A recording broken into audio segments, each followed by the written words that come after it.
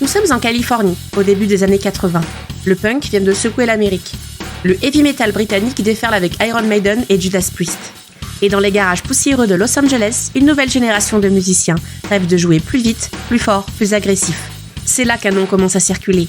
Un nom qui bientôt fera trembler le monde entier. Ce nom, c'est Metallica.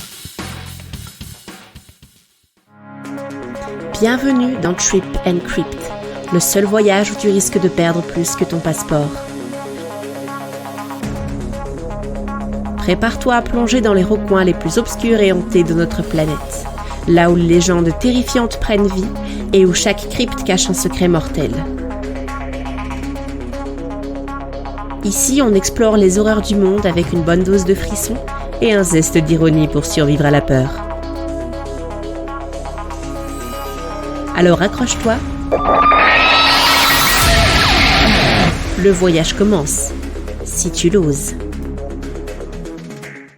Tout commence en 1981, quand Lars Ulrich, un jeune batteur danois, passionné par la New Wave of British Heavy Metal, publie une petite annonce pour monter un groupe. Il rencontre alors James Hetfield, guitariste et chanteur. Une voix puissante, un charisme brut. Rapidement, le duo recrute d'autres musiciens et se forge une réputation dans la scène underground californienne. Metallica va inventer et populariser le thrash metal. Des riffs rapides comme la foudre, une batterie martiale, des solos incendiaires, une agressivité totale.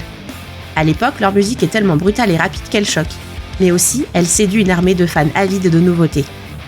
En 1983, ils sortent leur premier album, Kill 'Em All, un titre qui sonne comme une provocation.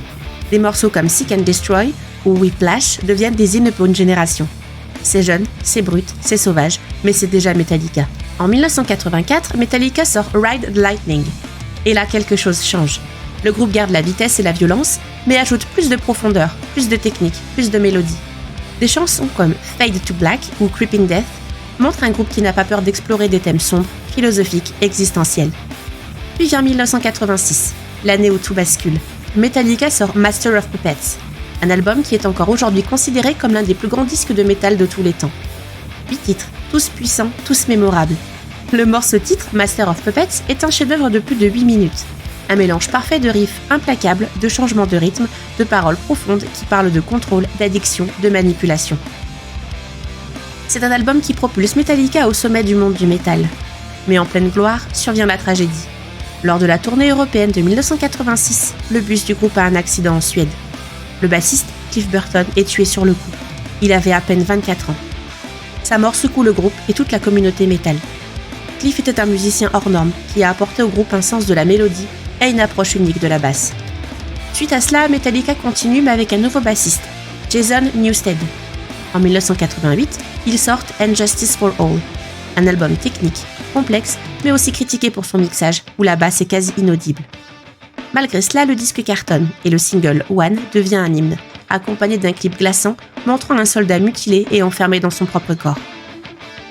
En 1991, Metallica sort l'album qui va les transformer en stars planétaires, le fameux Black Album.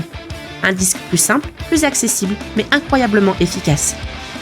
Des titres comme Enter Sandman, Nothing Else Matters, Sad But True deviennent des classiques instantanés. C'est l'album qui fait entrer Metallica dans les stades, dans les radios, dans les foyers du monde entier.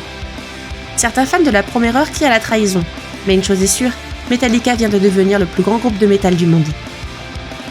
Dans les années 90, Metallica continue d'expérimenter. Les albums Load et Reload explorent des sonorités plus rock, plus blues, déstabilisant une partie des fans. Puis arrive Saint Anger en 2003, marqué par une production abrasive, sans solo de guitare et une caisse claire au son très controversé.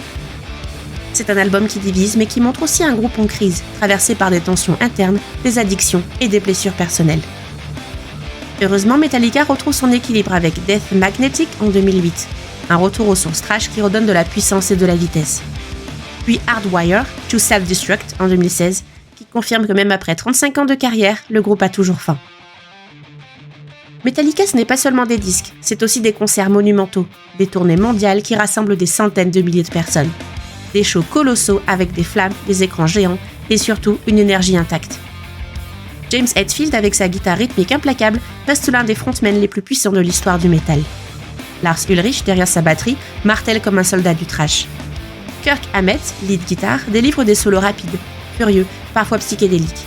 Et Robert Trujillo, bassiste depuis 2003, apporte puissance et groove avec sa présence animale.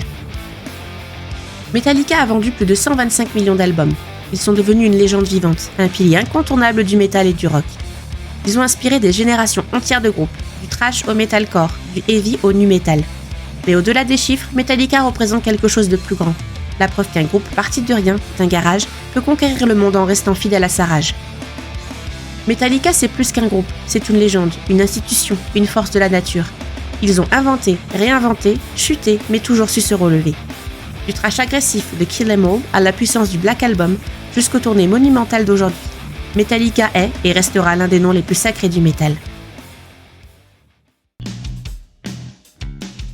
Alors la prochaine fois que vous entendrez Enter Sandman, Master of Puppets ou One, souvenez-vous, vous n'écoutez pas seulement une chanson, vous écoutez un morceau d'histoire.